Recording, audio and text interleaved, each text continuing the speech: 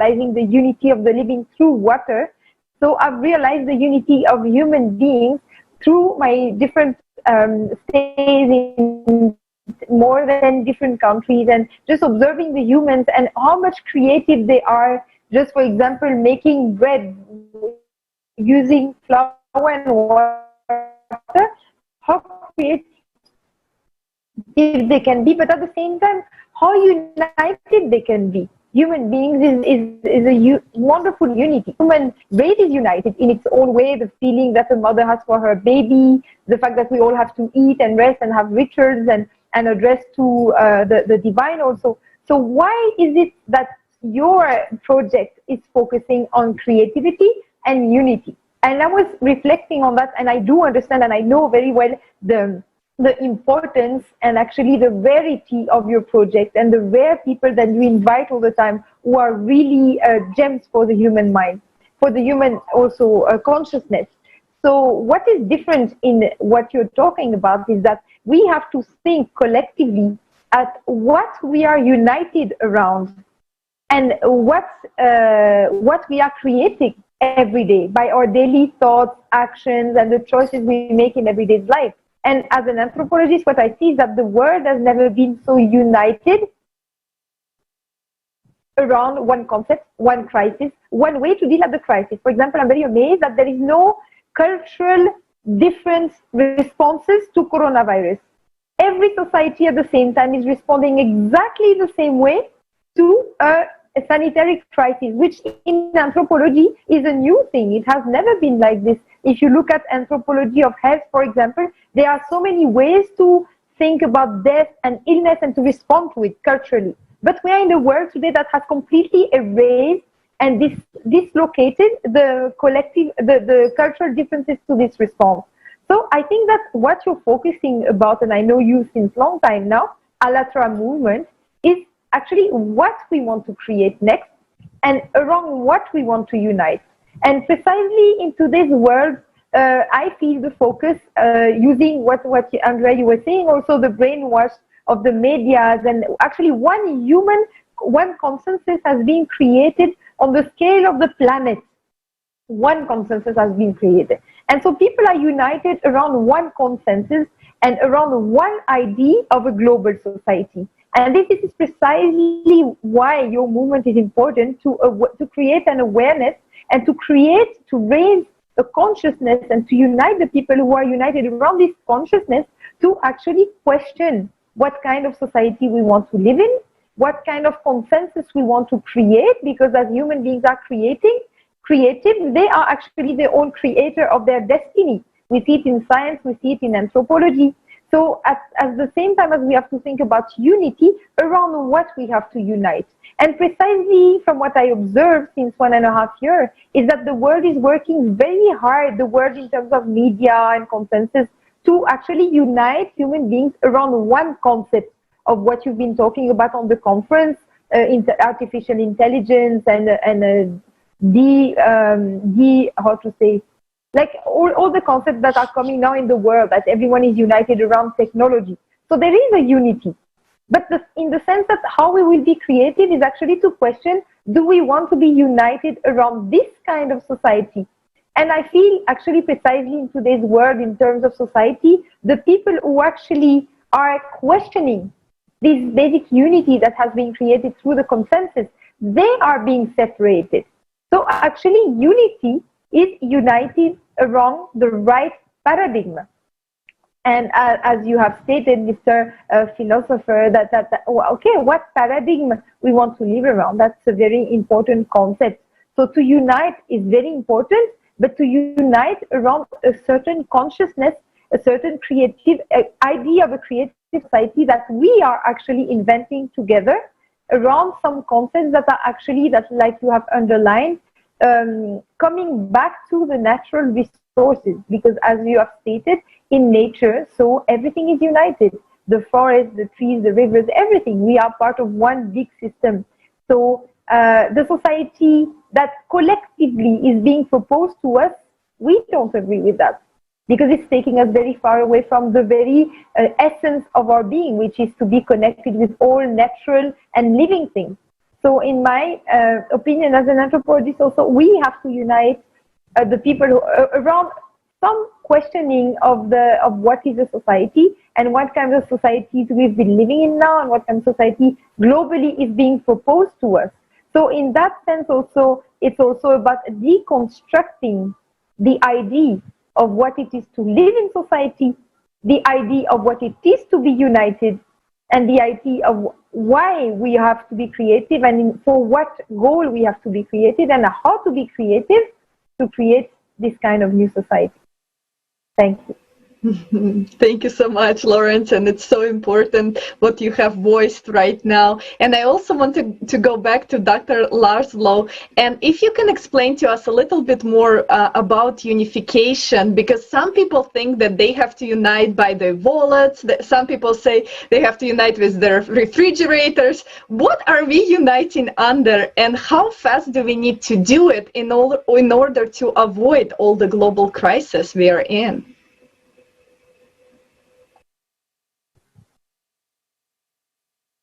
Yes, I would say unite under the label of life, life on earth, not humanity alone. Of course, humanity has to be united. We have to unite with all living things. The system of life on earth is what gives us life, what gives us the power to survive and to thrive. Every living system is a whole, is an integral whole. There is not a separate element of parts. We are not heaps, we are not just aggregates. We are truly integral adaptive systems. The theory of this has been worked out for some time now, but we are not applying it. In our world, we have to know that what one does affects the others. We have to affect it the right way, because what we have been doing is disregarding our unity. We put ourselves first, our nation, our enterprise, perhaps our city or community. And by putting us first, we have disregarded and sometimes did harm to the others around us. Every technology pushes itself. Technology in the service of big business is to make money. Technology has to be in service of life. We need to be the ones who can say what it is that we want. We want to live as whole systems, integral systems, where every part is coherent with every other part. Coherence is the real part. Every anthropologist, as we just heard, would know the unity of life. We are coherent systems. And unless we do that in practice, we become sick systems. We risk our own health and the health of nature and of everybody around us. Let's regain our coherence. Let's work together so that we maintain the overall system. The old notions, the whole is the truth, the whole is the giver of health. All life here on earth, and perhaps wherever there is in the universe life, gives us the power to be what we need to be. Elements of a larger whole, work together. But this calls for a change of mind, a change of mentality, a new consciousness, a holistic consciousness of unity. With that, we can do it. Without that, just the old system of just putting ourselves first, we'll never do it. So the change comes when we change our own thinking. Thanks for this conference, to be able to raise these questions. That, I think, is the key. And the very fact of the conference is a symptom that we are already changing our consciousness. So all the best. Carry on. This is the way forward. Thank you, Dr. Laszlo. It's beautifully said. And it is true that once we start acting for the benefit of others, we also make the world better for everyone. And we really should rethink how we've been living and how we should go moving forward. So thank you for this. And Dr. Long, would you like also to answer the question about why unity is important in overcoming the global crisis? That is a very good question. Unity, I think, now more than ever, is going to be essential to dealing with these crises that have been brought up. One person can affect a little bit of change, united, all working together with the same values underlying our efforts and a same focus on a positive, compassionate outcome, a creative outcome, I really think is the solution to help make sure that we can deal with these crises as effectively as possible.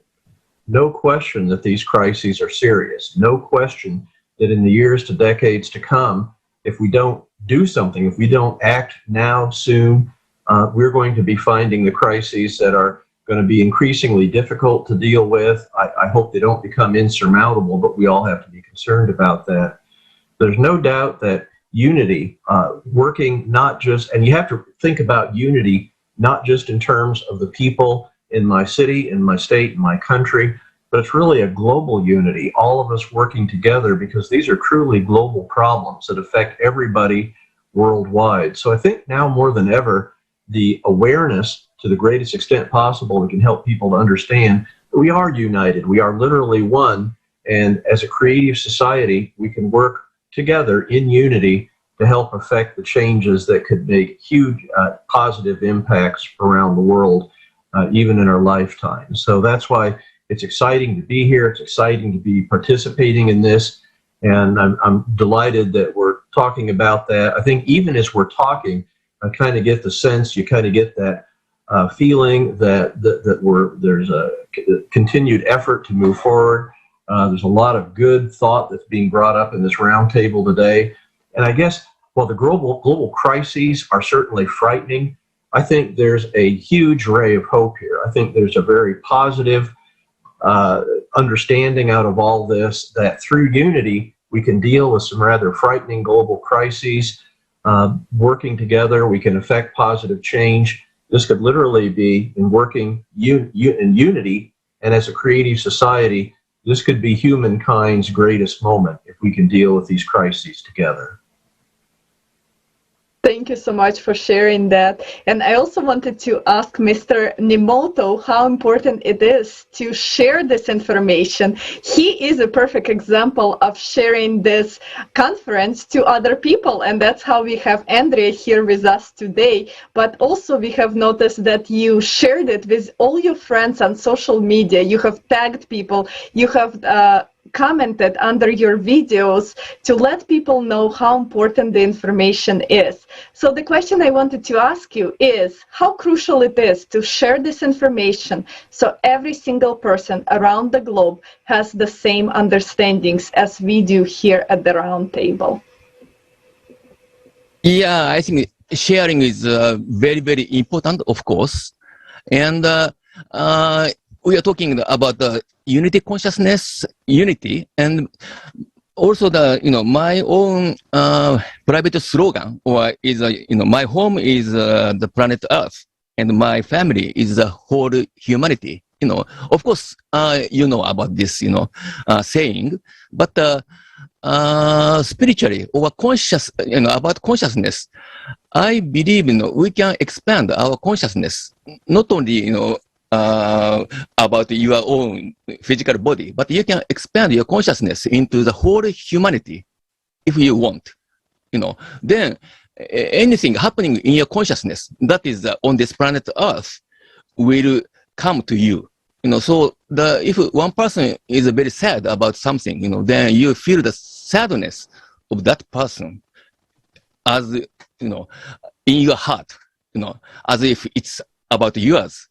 So this is a real sense of unity or unity consciousness. And if you come to this consciousness, then you would like to do something to anybody who are, who have a trouble on this planet Earth very naturally. And I think this is the people are coming to this consciousness, globally. Or our humanity and collective consciousness is now coming up to this kind of unity consciousness. And so, but to promote this way of thinking, we need to tell to many people about this new concept or the concept of creative society and unity. So I believe that your activity like this conference or round table discussion is so critical.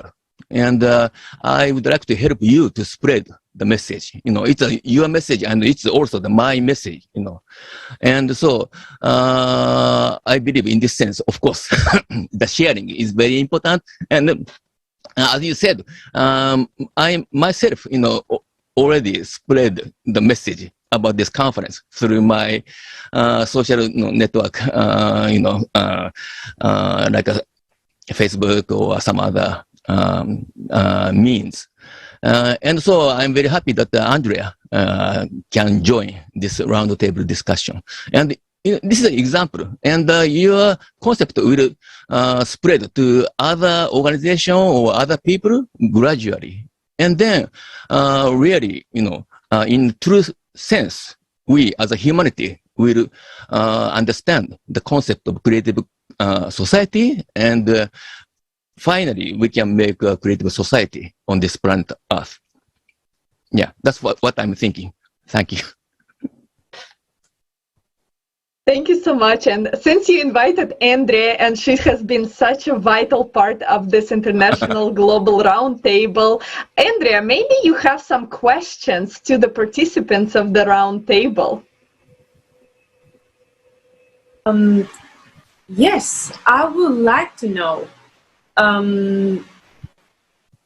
what do you think that is the heart and most vital part to make this movement of consciousness spread into a physical change into the world right now in society?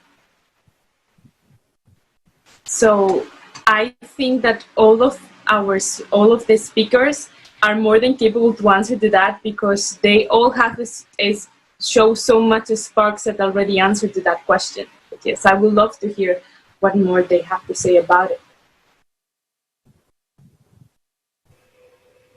Awesome. Lawrence, you want to jump in? Yeah, I like your question very much. So your question is, the heart is a vital part to create collective consciousness, right? That was your question.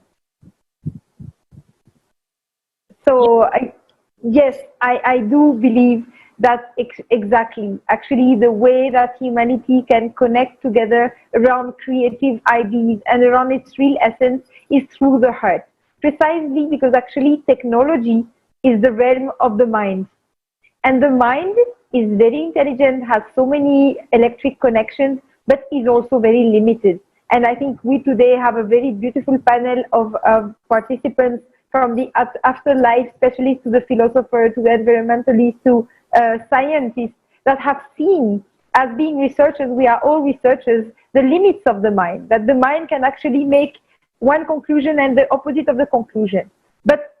And today's world is actually very confusing for the mind, because we can justify any theory with the mind, but the heart knows what to do. The heart knows where the truth lies. The heart is the most living organ of the human organism. So the heart, and I'm talking about the heart physical organ, but also like in Sufism, for example, they speak about spiritual hearts. Some Sufi masters have said that we have 7 spiritual hearts, and even they say that there is a heart, it's called Sir al-Qalb in Arabic, it's the secret heart, the most secret chamber of the 7 spiritual hearts. In that chamber, they say, lives the light of the divine. Where lives the light of the divine is precisely where the truth connects us to our real essence, to the superior essence, and to the essence of every single one of us.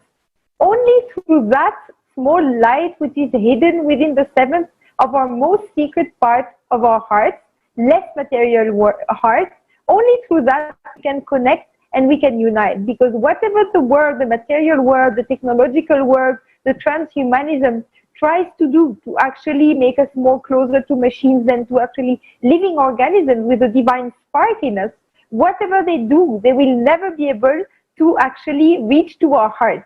They can make us physically ill. The technology can make us physically ill, can separate us from each other. For example, social distancing, wearing the mask. This is all in anthropology means of separation. They can even, the illness itself or the wearing the mask closes our breath. But the light of the heart, as long as human beings are alive on this planet, is eternal and will connect us to each other.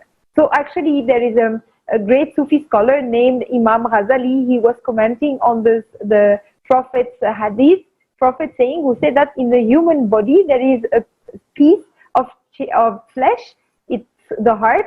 If that is sick, the whole organism is sick. And if that is healthy, the whole organism is healthy. So definitely, as a professor of comparative religions also, I have seen through Hinduism, Buddhism, Islam, Sikhism, that actually the truth lies not in the mind and the unity lies not in the mind, but it actually lies in the little flame in the bottom of our heart. Yes, this is true. And if other participants would like to ask each other questions, Dr. Long, Dr. Laszlo, Dr. Nemote, maybe you can ask them now and before we move to our next topic. I'd like to add one word to this discussion. That word is love. Our deepest intuition of oneness or belonging is expressed in love, in unconditional love. To the extent that this sensation, this feeling is surfacing among young people, among spiritual people, and all people today, more and more. This is one of the most encouraging signs, because we are one. When we feel one, then we love. We love others like we love ourselves.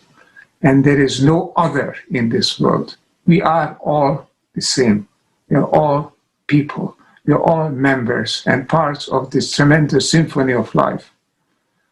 This is the way forward. So I just want to add, among all the four-letter words in the English language, love is the one that you have to concentrate on. That's the key. If you have an evolved mind, a new consciousness, that you feel, you sense the love of one thing to another, to sense the love of the whole of which you are a part. And thank you again, and I wish you all the best on this conference. Thank you. Thank you. This is very important what you added, and it is true that only through love and understanding that we are one can we achieve this unity that we've been talking about. This is the key point. Thank you. May I say some comment? Of course. Dr. Laszlo's comment about love is very beautiful. And also, I think Andrea asked also how to bring the physical change in this society, not only about consciousness, but the physical, real change in this society. And I have some idea about this point, and it might be a little bit primitive, but anyway, I'm going to tell you. It's I think we need to set up basic income. Basic income, of course, you heard about the basic income, and you may think that this is just a minimum income to sustain your life. But in my opinion, this basic income should be more than enough. And we should have a limitation of the upper limitation for income, which should be like 10 times more, 10 times of the basic income. I mean, just an example is, the basic income, in my case, in my proposal is like $5,000 US per year, which means $60,000 US per, $5,000 US per month and $60,000 US per year, which is more than enough for, average person. And as I said, we should set up the upper limit of the income, which is 10 times more, 10 times of the basic income. Okay? And if you earn more than the upper limit, then the extra money will go to the common account, which I would say like a people's account automatically. You can earn any amount of money, but there is an upper limit, which is 10 times of the basic income, and those extra amount of money will go in automatically into the people account, and we don't need any tax, and everything will be paid from this people's account. And if you are getting a basic income and still you think it's too much, for you, then you can donate, part of your basic income into the people's account. Okay. And then I believe that everybody on this planet Earth can live their happy life without worry about the money. This is just it's kind of very primitive vision, but also the transparency is, of course, necessary. But I believe, we can make a very happy life physically on this planet Earth. Thank you for the opportunity to talk about this, my idea. That's it. Can I may include a comment concerning that? Sure. Actually, we developed a manifesto talking about what practical solutions can peace have. And I was thinking, you were talking about money, which indeed is very primitive, but yet it's important to work in this world dimension. And I was thinking, what about the redistribution of $2 trillion that annually goes for funding militarily, to funding wars? $2 trillion annually, globally, to finance the war business. With those $2 trillion, instead of killing each other, we will already be on Mars. Seriously, and Earth will already look futuristic like in the Star Trek movies. So if everybody get together and we really decide that we no longer want to keep funding wars, but instead funding peace, we already have $2 trillion that nobody has to give because it's already going to the wrong place. So it's not any sacrifice we can make. Yet I believe everyone can make a big change. I usually get asked by very young people, oh, but what can I do to change the world because I'm so young and I have no power and I have no big economy and I'm very poor. Listen, the peace starts from within. And first, if you are able to find peace within yourself, then you achieve a balance in your mind, body, and soul. Then you will bring peace to your home.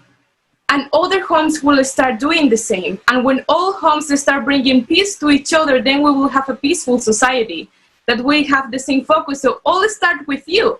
And you don't have to be the United States president, and you don't have to be a multimillionaire to bring peace to this world. And yet you don't have to have $1 million. But yes, we could change the world without funding wars. Thank you for letting me make my comment. Yes, thank you, Andrea. And this topic about redirecting the funds for the benefit of humanity and not to kill each other, it pops up quite often in our conversations. And we will obviously like you to go to the website allatraunites.com and read also the 8 foundations of Creative Society, where you would see also and whatever the topic Dr. Nimoto touched upon, that we should limit the maximum amount of wealth people can have, and this is totally doable with transparency, which is also one of the foundations. But, just a little aside, if we have the first foundation, which is the value of the human life, every human life applied, then if we take all decisions taking this only fact into account, then a lot of things kind of fix by themselves.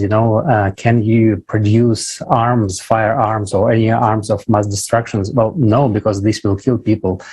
Can you produce food that kills people? Well, no, obviously, because it kind of infringes on the first foundation, and so on. And, while we are today at the round table, we continue to raise the issues that were brought up during the conference. One of the most important messages from the speakers was that we need to know the truth. And in our today's consumer society, people just don't know the truth about climate change and its causes. And this leads to some disastrous consequences. And I would like to invite everyone to watch with us a video with participation of Igor Mikhailovich Danilov explaining what should be the highest value in our society.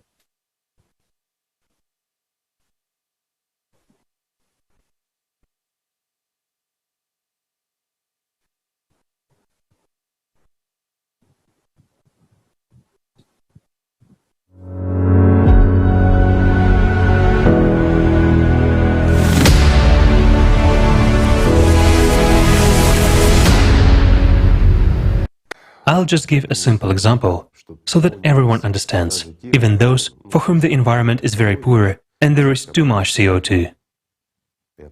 I'll put it in layman's terms. In the consumerist format, the highest value is money. But in the creative format, the highest value is human life. Yes, my friend, human life, yours, your children's, your mother's, and our lives, the lives of all people. And that's what it is built on. We begin to approach things in a different way. We will be able to think in a different way. We will be able to distribute everything in a different way. We will be able to produce everything in a different way. And we will have a chance that we will be able to implement, but we will be able to implement it jointly. That's the point. Or again, everything remains as it has been. We will live as we used to. The sun is still shining. When you go outside, the sky is blue and the grass is green. Why change anything? We can do it this way too.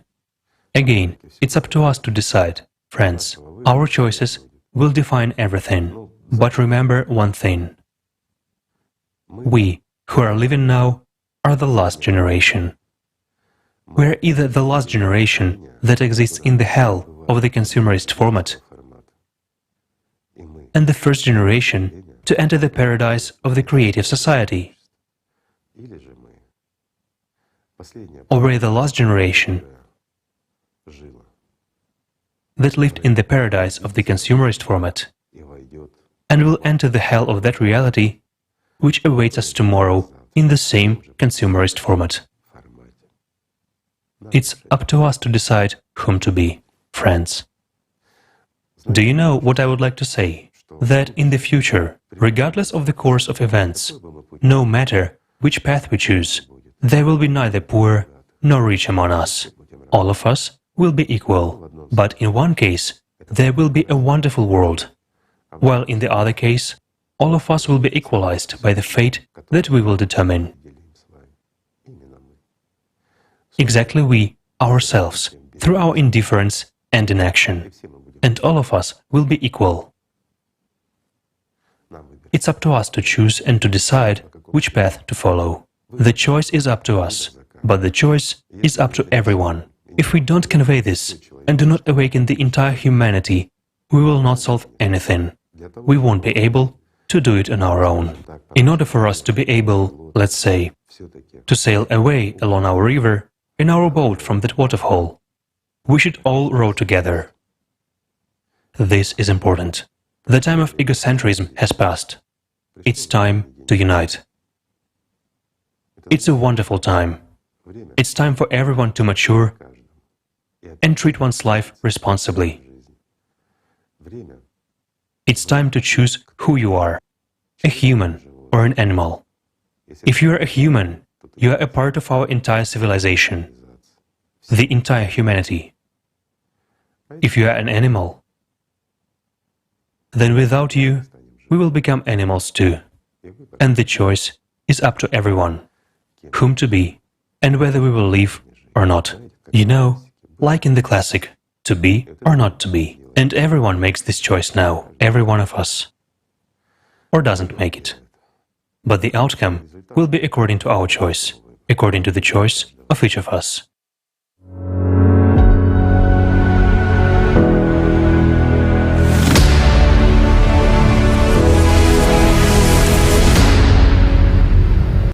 And many viewers were left wondering, and because they had some misunderstandings about the importance of bringing truthful information to everyone. Could you please tell us how does people's awareness affect change across society? Why is it important that people know the truth about what is going on? Yeah, it is information is power. You really form your decisions on your day-to-day life by what you understand, what you know, and you filter that through your values. So it's especially important, I think, as part of the creative society, that all of us insist that the information that's being shared out by media sources is really accurate and is really real, is not distorted, is not a lie. This whole concept of the threat of artificial intelligence and the threat of how the environment is changing to the detriment of everybody on the world is frightening. But I can tell you the great majority of people on this planet have not had the media present that kind of information in such a way that we literally know what's going on about these issues. And so without that foundation of information, you can't really respond appropriately, creatively, lovingly to really affect positive changes. So I think information that we receive, we certainly need to individually be sure that we are learning from credible media sources, that we are really learning the truth as we go on. And I think we really need to insist that the national media, now more than ever, really focuses on the real issues that really impact all of humanity, and that will help everybody to understand the crises we face. And with that core of knowledge, and then hopefully as people have that foundation of love, we move forward as a creative society to have the best response to that we can possibly collectively come up with.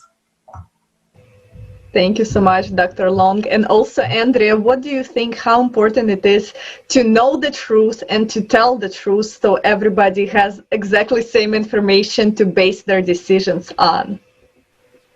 Well, it's simply from the basis that the truth is knowledge and the knowledge is power. And who has the truth has the power to make a change.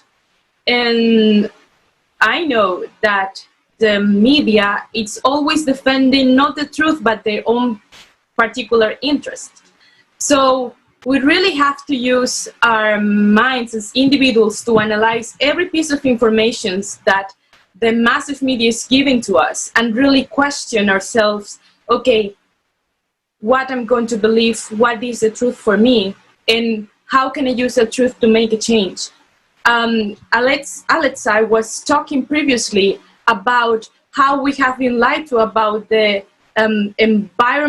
environmental crisis. And it is. I'm an environmental activist, and most of the other environmental activists that I have met didn't know that one of the things that harms the environment the most is farming, that are cows farting and all the agriculture and how terrible that is killing the environment. Everybody's talking about the carbon emissions and how cars are so terrible. But how many people can buy a Tesla electric car? Not many. But yet they are telling you that that's the only thing you can do to help the emissions. Yet you can reduce your footprint just by changing your diet. If you stop eating so much meat, if you stop consuming so much animals, the impact that will have in the environment will be huge compared to using a different type of car.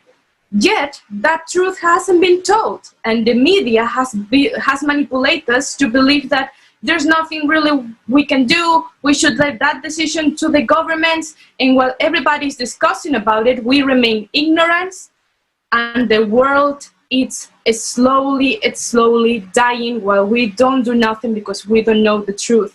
So that's how important it is to have the real knowledge on the hands of the people and not to be lied to. Yes, and unfortunately, we don't have much time to make a switch, and really, we do not even have time to kind of fix what we got ourselves into. So the technology we have right now already needs to be used to help us instead of put us out of work or do other things that are against the human evolution or human growth and human survival for that. So thank you so much for sharing that with us. And also, Dr. Nimota, I wanted to ask you the same question. How important the truth is, and how important it is for the truth to be heard around the globe? Yeah, because I watched the conference on July 24th until the end. In Japan time, it was from midnight to almost noon. So I took a nap a little bit, but I continued to watch until the end. The reason why I was excited about your conference is that especially about the climate changes.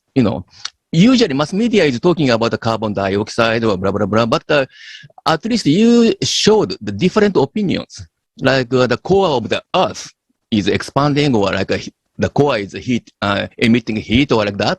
Different theory, different opinions.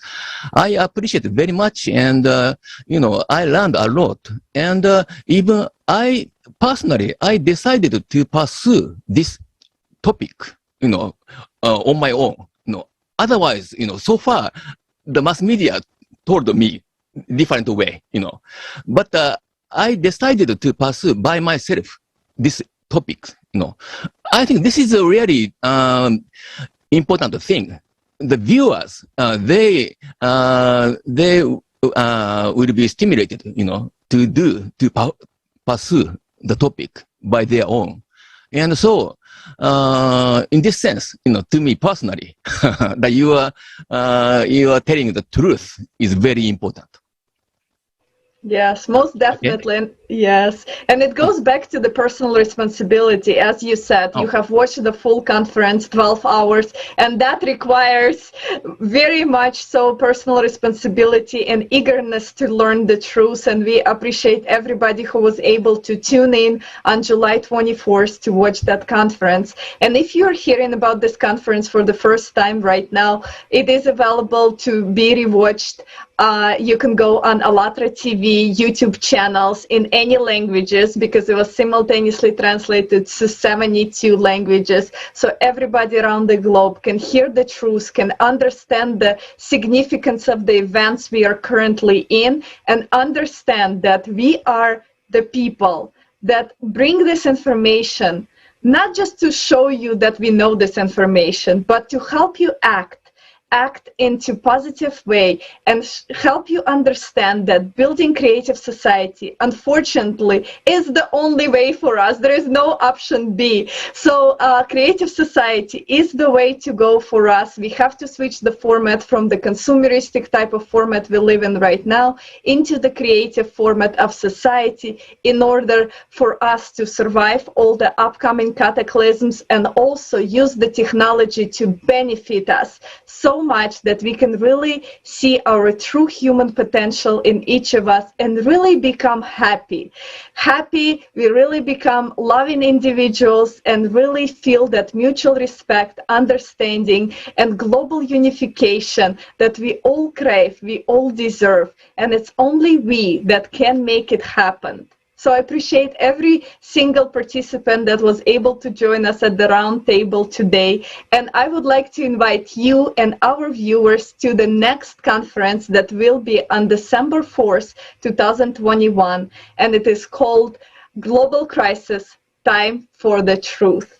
And I hope that everybody can join us and we can spread this information and make creative society such a popular concept in the world that we can live in it tomorrow. Thank you so much and have a great day.